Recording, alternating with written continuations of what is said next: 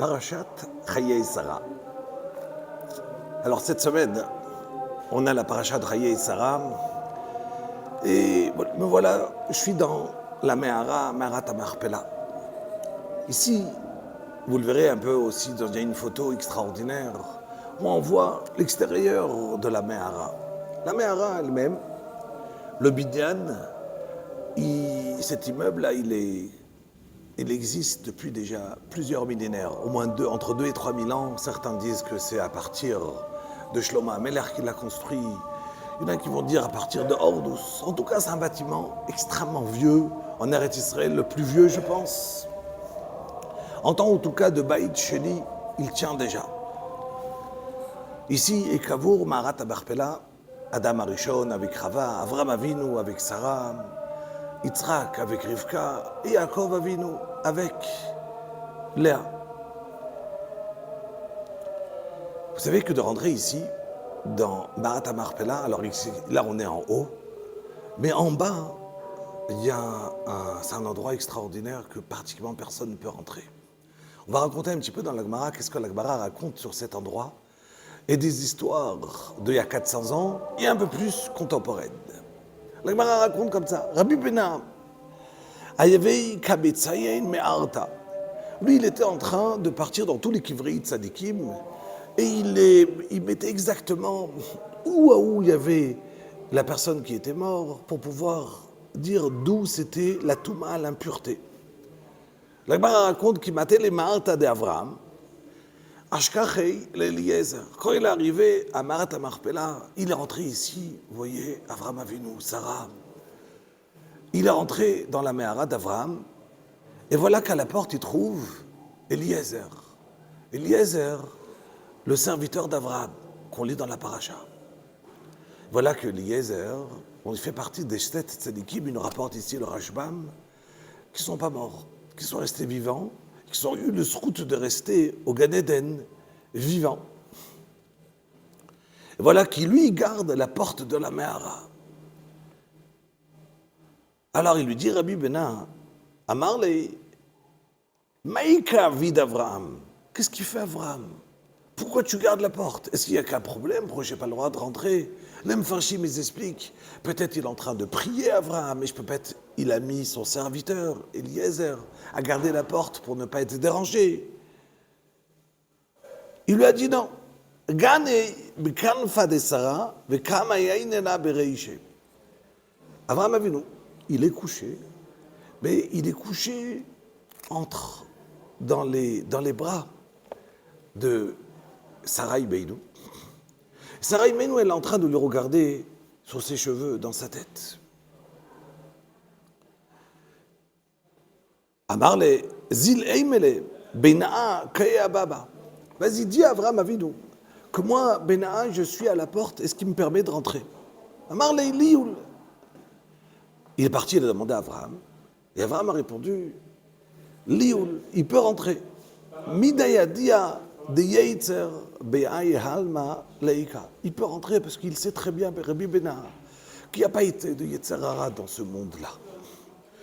Et donc, même s'il va me voir d'une manière qu'on ne peut pas voir un homme avec sa femme qui est couché ensemble, l'un à côté de l'autre, mais il sait que ce n'est pas dans un but d'être ensemble.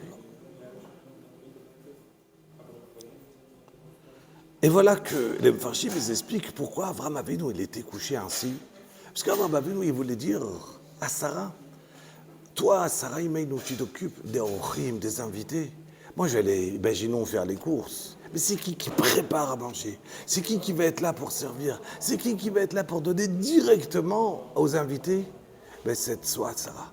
Alors tout mon mérite en vérité, il dit Avraham Avinu, c'est grâce à toi. Car toi, tu es direct avec les invités. C'est vrai que moi, j'ai du chesed extraordinaire. Mais à la fin, c'est toi, Sarah. Et Sarah, elle lui dit, oui, Dachon, c'est vrai que moi, j'ai du chesed. Mais le chesed sans la Torah, ça ne suffit pas. Et la Torah, elle est en vérité dans la tête de l'être humain. Alors, ta tête à toi, c'est le plus important. Et un, il dit à l'autre, c'est toi. Tov. Voilà qu'il a fini. À continuer la Gemara, Nafak. Qui marte les Marta d'Adam Arishon, il arrive, il y a plusieurs Meharot ici à Meharat HaMachpelah, il arrive à la Meharat d'Adam Arishon, Là, tout de suite, il y a une bat-kol, une voix céleste qui va sortir. Fermera. Nistakalta bidmut diukni, beduknei atzma al tistakel. Tu as regardé dans celui qui me ressemble. C'est qui me ressemble? Yaakov Avinu. Car avant d'arriver chez Adam Arishon, il est parti chez Yitzhak, il est parti chez Yaakov. Yaakov Avinu, on sait que sa figure, elle ressemblait à Adam Arishon. Il lui a dit, Adam Arishon, tu as pu regarder Yaakov Avinu. Mais Adam Arishon, il ressemble à Akadosh Baruch Hu. Qui viachol, Akadosh Baruch Hu, il va dire, impossible de me regarder à moi. Alors c'est vrai que dans la vie d'Adam Arishon, il y avait bien des êtres humains qui pouvaient le voir. Mais ça, c'était quand il était vivant. Après qu'il est niftar, Adam Arishon, alors la vera qu'il a fait, elle lui a été pardonnée. Donc du coup, il est redevenu comme Adam Arishon avant la faute, au Gan Eden. Donc ça veut dire que quand Kadosh Baruch Hu, il a créé des dmut yokno betzelem Elokim, il a créé Adam Arishon betzelem Elokim. Donc il va dire à Kadosh Baruch Hu, à Adam Arishon, toi tu me ressembles. Puis du coup, impossible de le regarder. Tov, elle dit la Gemara sur place qu'il n'est pas rentré effectivement, mais il a pu voir au moins son talon. Amar Rabbi Benan, istakalti b'shnei akevav vedomim lishnei galgalei chama. J'ai regardé ces deux akevav, ils ressemblaient comme à deux soleils. Et après il dit Rabbi Benan, il dit Rachot de la Gemara, est-ce que vous savez comment elle était belle, Sarah Imeinu? Sarah, juste le kever derrière moi.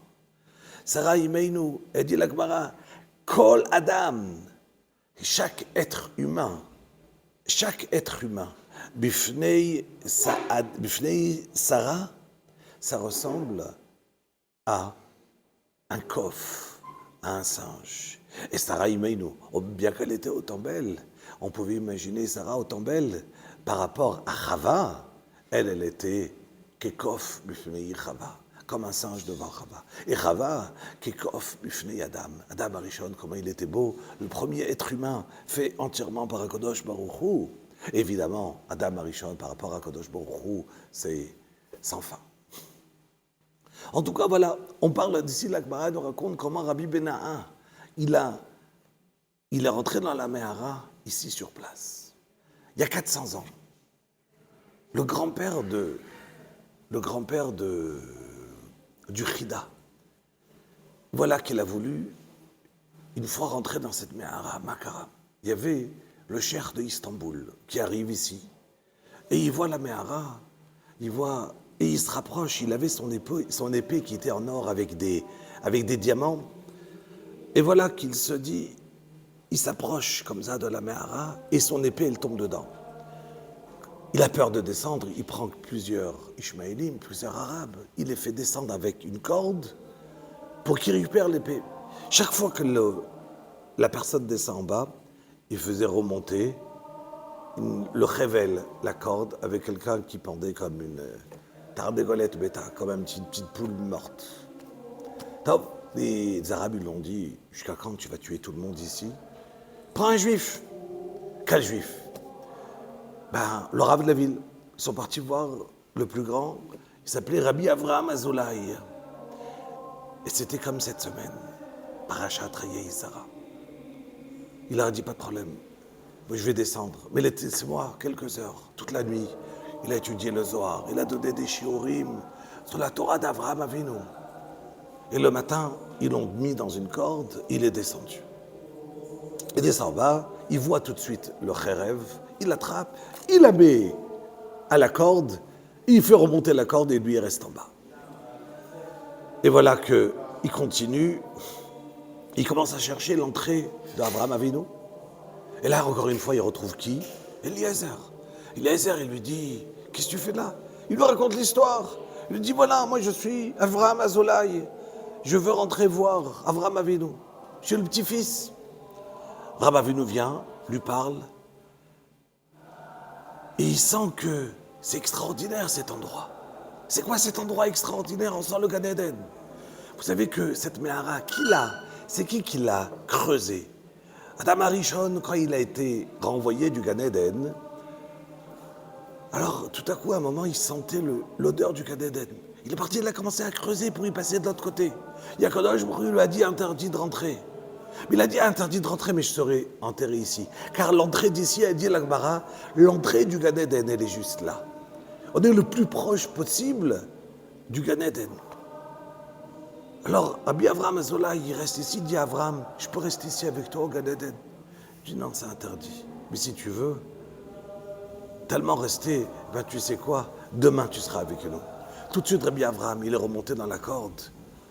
Il a raconté cette histoire. Il a donné des shiurim de Zohar, de shiurim d'Avraham Avinu.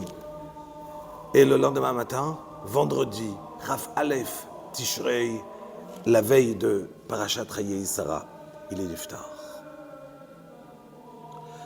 Après la Koum Abdida, on s'est dit, certaines personnes se sont dit, on va essayer de rentrer. Ils ont trouvé, là derrière où il y a Yitzhak, un trou, ils ont commencé à descendre.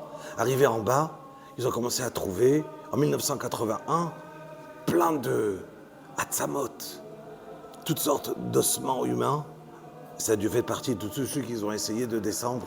Ils ont eu peur et ils sont remontés. Encore une fois, c'est un endroit tellement kadosh. L'endroit de Adam Arishon et Chava, l'endroit de Adam, d'Avraham et de Sarah Imenu.